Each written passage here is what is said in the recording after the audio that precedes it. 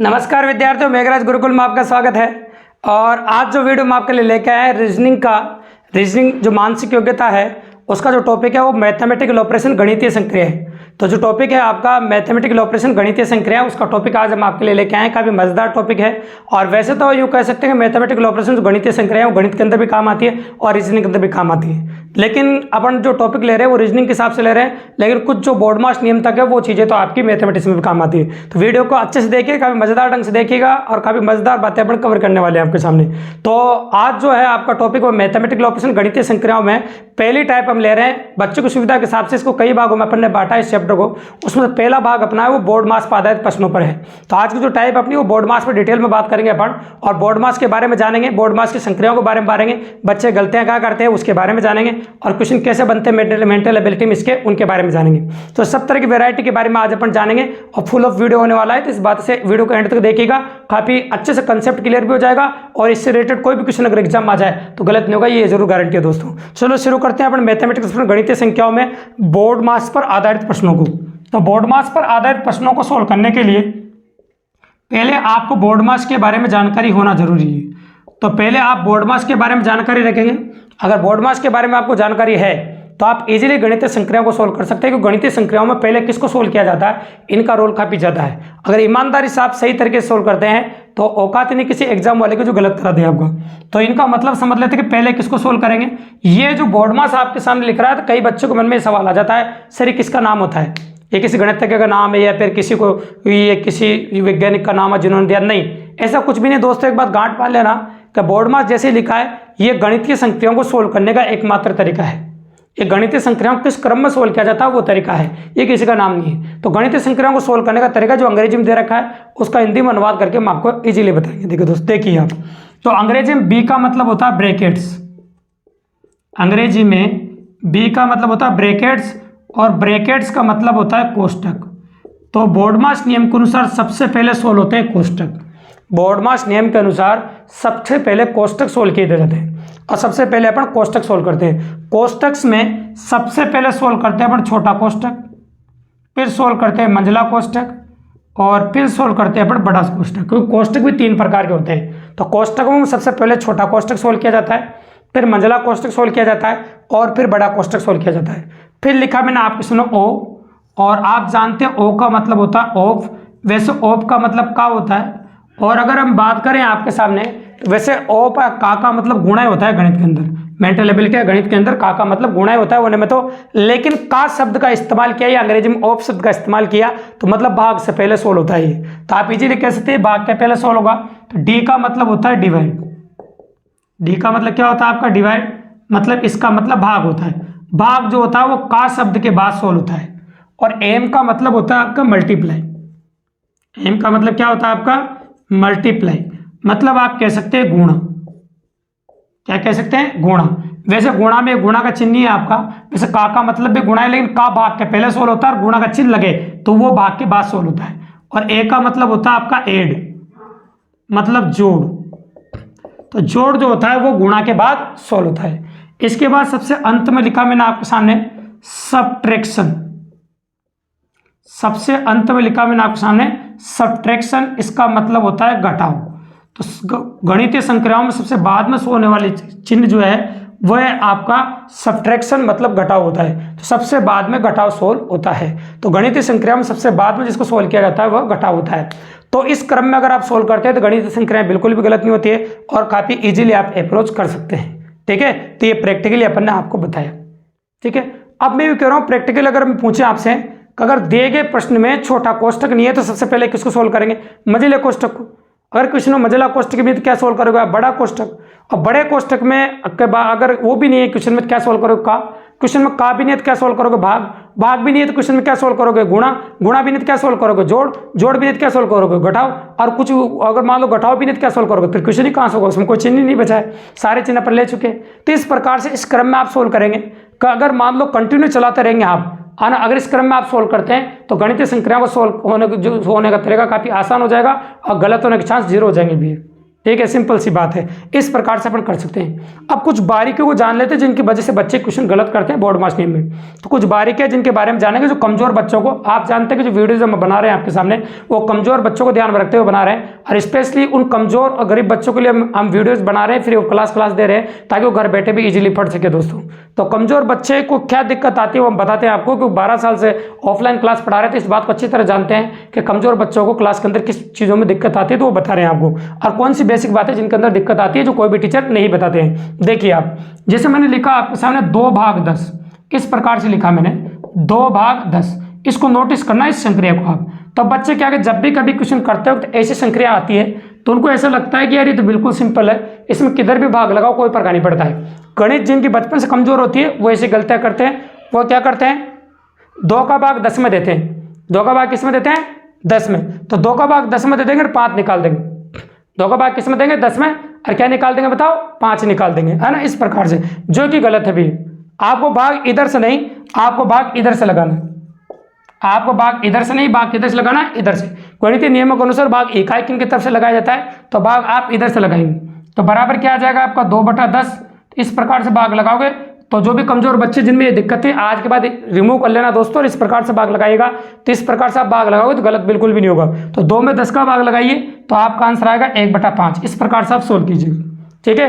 कई बार क्या होते हैं, बच्चे कंफ्यूज होते हैं जब 2-2 भाग के चिन्ह आ जाते हैं एक साथ, तो घबराने की बिल्कुल जरूरत नहीं। जब 2 भाग के चिन्ह आ जाए तो कई बच्चे अपनी मर्जी से इधर से भाग, इधर से भाग, कहीं से भाग लगा लेते हैं, बस आंसर निकालने की कोशिश करते हैं, जो कि गलत है। तो इस बात को नोटिस करना, सबसे पहले आप इधर से भाग लगाइए।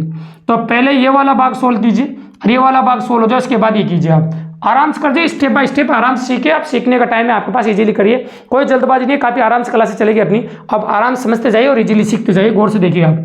तो मैंने लिखा है 20 भाग आपको। अब 5 में 10 का भाग देंगे अपन, तो 5/10 लिख देंगे अपन। तो 5/10 को अपन इजीली अप्रोच करेंगे आपके सामने, 5/10 अपन आपके सामने लिख देंगे, ठीक है। तो 5/10 के बारे में अपन बात करेंगे आपके सामने, किस प्रकार से वेरिएंट होगा और कैसा होगा उसके बारे में अपन बात करेंगे। देखिए, तो 5/10 को 5 में 10 का भाग देंगे तो 1/2 आ जाएगा।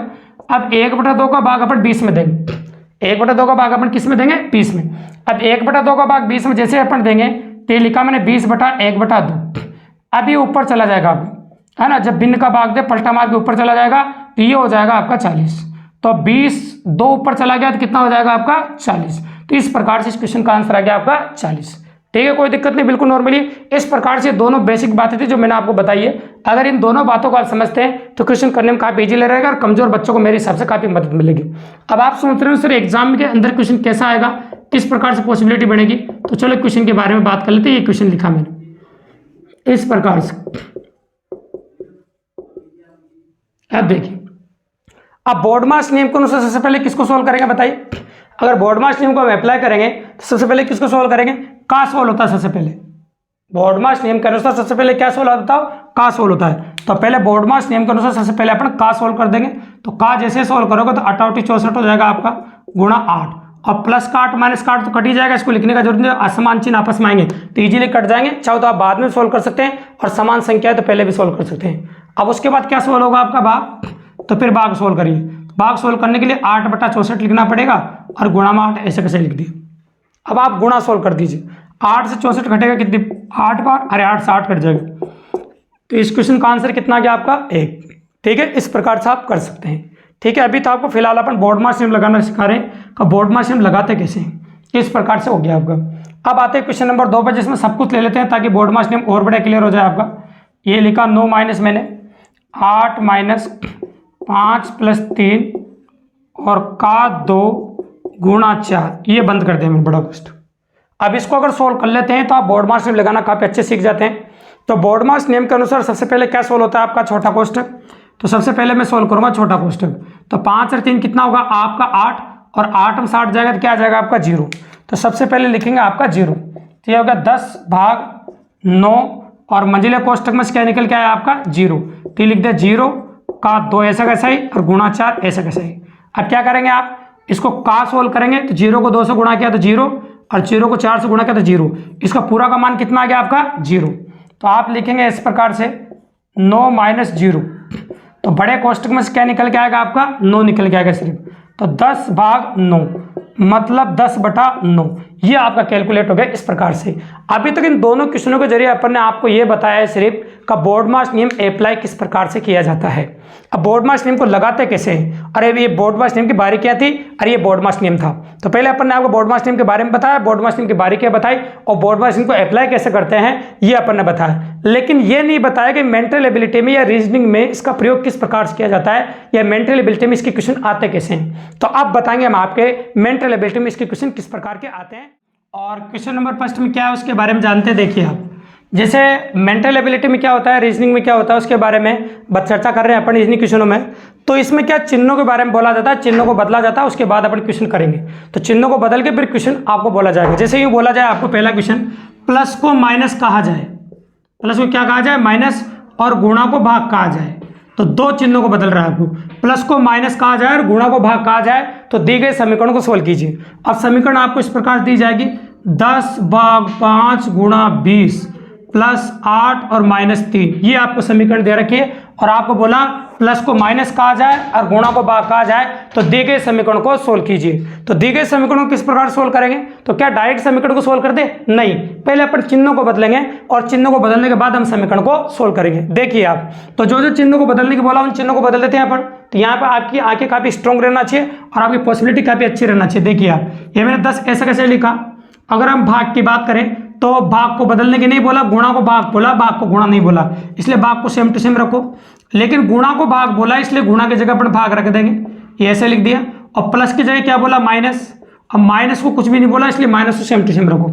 जिनको बदलने की बोला उन्हीं को बदलिए सिर्फ, है ना। एग्जाम के अंदर ऐसा होता है कि जिनको बदलने की बोला उन्हीं को बदलिए। ये मेंटल एबिलिटी में इस प्रकार की लैंग्वेज आपको दी जाती है। प्लस को माइनस कहा जाए, गुणा को भाग कहा जाए, तो दिए गए समीकरण को सोल्व कीजिए।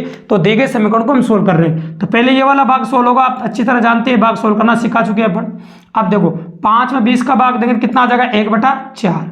अब माइनस का 8 है, अब माइनस का 3 है, तो माइनस का 8 और माइनस का 3 कितना हो जाएगा, माइनस का 11। ये लिख दिया मैंने आपके सामने। अब फिर सोल्व करेंगे अपन भाग, आपस भाग सोल्व करेंगे। 10 में 1/4 का भाग लगाएंगे अपन। तो 10 में 1/4 का भाग लगाओ, ये लिखा -11। अब ये 4 पलट हमारे के ऊपर गुणा हो जाएगा आपका, तो ये हो जाएगा आपका 40 - 11। अब 40 में से 11 जाएगा तो ये हो जाएगा आपका 29। तो आपका आंसर हो जाएगा 29। इस क्वेश्चन का आंसर हो जाएगा आपका 29। ठीक है दोस्तों, तो चलो क्वेश्चन नंबर 2 ले लेते हैं अपन। उसमें और बड़ा करते हैं क्वेश्चन को। जैसे हम आगे बढ़ते जाएंगे क्वेश्चन में वैरायटी मिलती जाएगी और क्वेश्चन बड़ा होता जाएगा, तो गौर से देखते जाइएगा और अपनी नजरें भी काफी स्ट्रॉन्ग रखना ताकि पॉसिबिलिटी आपकी काफी अच्छी बने। मैं कहूँ आपके सामने प्लस को माइनस कहा जाए और माइनस को प्लस कहा जाए, गुणा को भाग कहा जाए और भाग को भी गुणा कहा जाए। उसमें 2 चिन्हों को बदला था और इस कंसेप्ट में अपन ने 4 चिन्हों को बदला है। तो दी गए समीकरण को सोल्व कीजिए। समीकरण अपनी मर्जी कुछ भी दे सकता है। जैसे अपन ले रहे हैं अपन सामने 8/8 आना गुणा 8 + 8 और -8, ये समीकरण ले ली। समीकरण में संख्या कुछ भी हो सकती है, अपनी मर्जी की संख्या मान रहे हैं। अब चारों चिन्हों को बदलना, जितने भी चिन्ह आपको दे रखे वो सारे चिन्ह आप बदलेंगे। ठीक है, तो भाग की जगह क्या बोला है गुणा, गुणा की जगह क्या बोला है भाग, प्लस जगह क्या बोला है माइनस और माइनस जगह क्या बोला है प्लस, इस प्रकार से बोला है। अब पहले बोर्ड मास नियम के अनुसार पहले क्या सोल्व होगा भाग, तो पहले अपन भाग सोल्व कर देते हैं। तो 8 में 8 का भाग देते क्या आ गया आपका 1, और ये माइनस का 8 और प्लस का 8, ऐसे कैसे लिख दिए। अब आप जानते हैं कि दो समान संख्याएं असमान चिन्ह के साथ आती तो आपस में कट जाती, तो प्लस का 8 और माइनस का 8 कट गया। और आगे आप 8 को 1 से गुणा कर सकते हैं।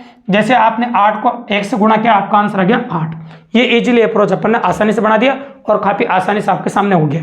तो उसमें अपन ने 2 चिन्हों को बदला है, इसमें अपन ने 4 चिन्हों को बदला है। और अगला क्वेश्चन जो मैं आपके सामने लिखने जा रहा हूं, इसमें अपन चिन्हों को बदलेंगे और साथ में संख्याओं को बदलेंगे। देखिए आप, इसे मैं कहूं प्लस को माइनस कहा जाए, माइनस को प्लस कहा जाए, गुणा को भाग कहा जाए, भाग को गुणा कहा जाए, 3 को 4 कहा जाए और 6 को 8 कहा जाए। इस प्रकार से संख्याएं में बदली जा रही है। तो दी गए समीकरण को सोल्व कीजिए। एक समीकरण आपको दी जाएगी तो वो समीकरण आपको सोल्व करनी पड़ेगी। ठीक है, तो समीकरण में दे रहा हूं आपको सामने 6/8 गुणा 4 + 3 और -8, ये समीकरण मैंने आपको दे दी, इसको आपको सोल्व करना पड़ेगा। ठीक है, अब जो जो बदलने के बोला उन सबको बदलेंगे और जितना बदलने की बोला उतना ही बदलेंगे, उसके बाद अपन क्वेश्चन करेंगे। तो ये बोला 6 को 8 कहा जाए, इसलिए 6 को क्या लिखूं मैं 8, भाग को क्या कहा जाए गुणा। अब 8 को कुछ भी नहीं कहा क्योंकि 6 को 8 का है, 8 को 6 थोड़ी का है, इसलिए 8 को मैं सेम टू सेम रखूंगा। गुणा को भाग कहा जाए, ये भाग हो गया। 4 को कुछ भी नहीं बोला इसलिए 4 सेम टू सेम रखो, प्लस की जगह माइनस रखो, और 3 को क्या कहा जाए 4 और माइनस को क्या कहा जाए प्लस। और 8 की अगर हम बात करें आपके सामने 8 को कुछ भी निकाल, इसलिए 8 सेम रखिए। बोर्डमास नियम के अनुसार पहले भाग सोल्व होता है, तो पहले अपन भाग सोल्व करेंगे। तो 4 का 8 में भाग देंगे, तो 4 का 8 में भाग देंगे, क्या आ जाएगा आपका 2, माइनस का 4 प्लस का 8, ऐसे 8 दूनी 16, माइनस 4 अब प्लस 8, ये प्लस का 8 प्लस का 16, तो प्लस प्लस वाली संख्या जोड़ दो पहले। तो 16 और 8 हो गया आपका 24, और 24 में से जैसे आपका 4 जाएगा तो ये हो गया आपका 20। तो इस प्रश्न का आंसर आ गया आपका 20। इस क्वेश्चन का जो उत्तर है वो आपका 20 निकल के आ गया, और अपन ने निकाल दिया इस क्वेश्चन का आंसर 20। देखो वैरायटी बढ़ती जा रही है, क्वेश्चनों की जो पॉसिबिलिटी आप नोटिस करते जा रहे हैं बढ़ती जा रही है। पहले 2 चिन्ह बदले अपन ने, फिर 4 चिन्ह बदले, फिर 4 चिन्हों के साथ 2 संख्याएं भी बदली। तो इस प्रकार से अपनी नजर स्ट्रॉन्ग रखनी पड़ेगी। हल्का सा अगर एक चिन्ह पे और एक संख्या पे आप चूक गए तो आंसर आपका अलग आएगा, वो दिए गए ऑप्शन में आपका आंसर नहीं मिलेगा। तो गलती होने के चांस सबसे ज्यादा है इनमें, तो इसलिए आपको जो फोकस ऑफ वेरिएंट है वो काफी फास्ट रखना पड़ेगा और नजरें आपको स्ट्रॉन्ग रखनी पड़ेगी। अब आता हूं मैं क्वेश्चन नंबर 4 पर, जो बिल्कुल ईजी है। पी को माइनस कहा जाए, क्यू को प्लस कहा जाए, आर को भाग कहा जाए और टी को गुणा कहा जाए, तो दिए गए समीकरण को सोल्व कीजिए। समीकरण दे रखी है आपको 16R 8T 4Q2 P3, ये समीकरण आपको सोल्व करनी। कभी इस प्रकार का प्रश्न भी एग्जाम में देखने को मिलेगा आपको। ये क्वेश्चन दुनिया के सबसे आसान क्वेश्चन है, इनमें कोई बड़ी बात नहीं है। इनमें जो मान दे रखे उठा के यहाँ पर रखने हैं, बस मान रखो और बोर्ड बार नियम से सोल्व कर दो, आंसर हो जाएगा। ये लिखा मैंने आपके सामने 16, आर का मतलब क्या है आपका भाग, और टी का मतलब क्या है गुणा, क्यू का मतलब क्या है प्लस, और पी का मतलब क्या है माइनस। बोर्डमास नियम के अनुसार पहले भाग सोल्व होता है, इसलिए पहले भाग सोल्व कर देंगे। 8 का भाग जैसे हम 16 में देंगे तो क्या आ जाएगा 2 गुणा 4 प्लस 2 माइनस 3, 2 को 4 से गुणा कितना आ जाएगा 8, 8 प्लस 2 माइनस 3, और 8 और 2 कितना हो जाएगा आपका 10, और 10 में से 3 जाएगा तो कितना आ जाएगा आपका 7। तो इस प्रश्न का आंसर कितना आ गया आपका 7।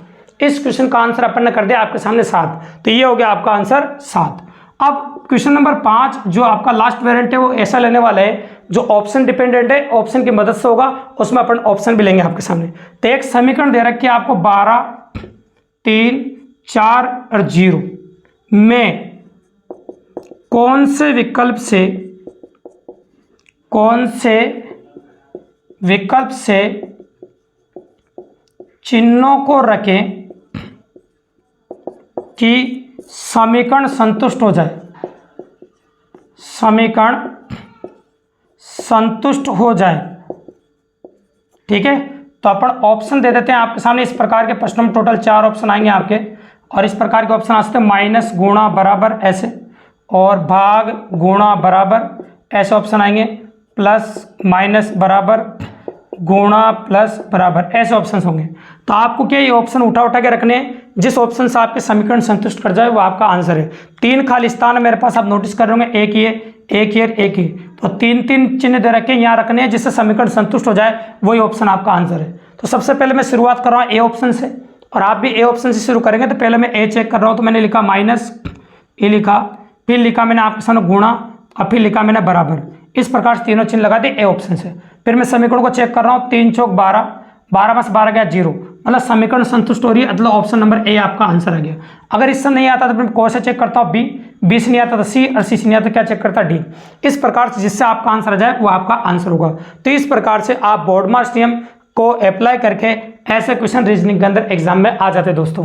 तो इस प्रकार के प्रश्नों के जो मूलभूत वेरिएंट है वो एग्जाम में काफ़ी ज़्यादा देखने को मिलते हैं। तो दोस्तों रीजनिंग का ये बोर्डमास नियम का जो वीडियो है आपका काफ़ी कैसा लगा, अगर एग्जाम में हमारी वीडियो की वजह से आपको मदद मिली हो और काफ़ी अच्छे से आपने पेपर किया हो, और जो आप मॉडल पेपर जो भी सोल्व कर रहे हो उनमें आपको काफ़ी मदद मिल रही है दोस्तों, और आपका पढ़ना काफ़ी साकार हो रहा हो, आप free of cost math reasoning पढ़ने का आनंद ले रहे हैं दोस्तों, तो आप जो चैनल है हमारा उसको सब्सक्राइब कर दीजिए दोस्तों, बेल आइकन को प्रेस कर दीजिए, और वीडियो को लाइक कर दीजिए, शेयर कर दीजिए, और दोस्तों को बताइए ताकि दोस्तों फ्री ऑफ कॉस्ट बैठे बैठे आप घर पे मैथ रीजनिंग मेघराज सुमन से पढ़ सके। 12 साल का अनुभव दोस्तों जो आपके साथ हम शेयर कर रहे हैं, और गरीब बच्चों की मदद के लिए चैनल अपन ने आपके सामने खोला है। धन्यवाद।